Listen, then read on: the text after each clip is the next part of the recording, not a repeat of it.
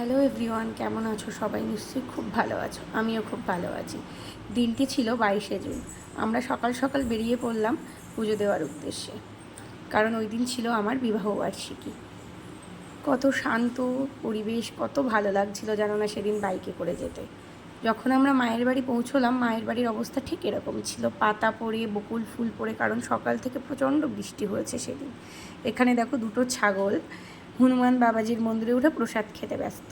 তো প্রথমে তো আমি চলে গিয়েছিলাম বাবার মন্দিরে, বাবাকে দর্শন করে প্রণাম করে যখন নিচে নামছি দেখি আমাদের নন্দী মহারাজ বসে আছেন বাবাকে আমাদের বার্তাগুলো পৌঁছিয়ে দেওয়ার জন্য। ওনার কানে আমি কিছু বললাম, প্রণাম করলাম, তারপরে চলে এলাম মায়ের মন্দিরে।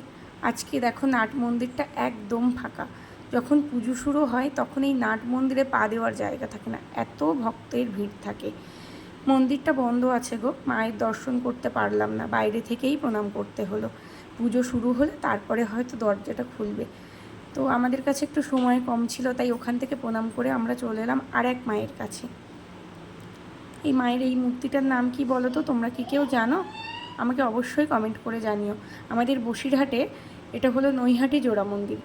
রাস্তার বাম পাশে একটা, ডান পাশে একটা। বাম পাশে পুজো দিয়ে তারপরে চলে এলাম ডান পাশে। দেখো মায়ের এই মূর্তিটার নামও কিন্তু আমি জানি না। এই ঠাকুমাটা কত ভক্তি ভরে মাকে সাজাচ্ছেন, চান করাচ্ছেন বোধহয়, সাজাবেন বলে, কারণ তারপরেই তো লেগে যাবে অম্বুবাচী, তারপরে মন্দির বন্ধ থাকবে।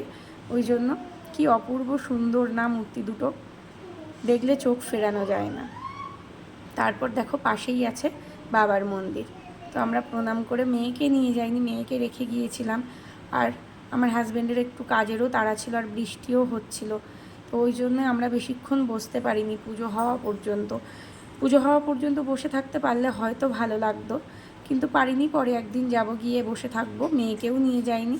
তারপরে প্রণাম করে আমরা চলে এসেছিলাম।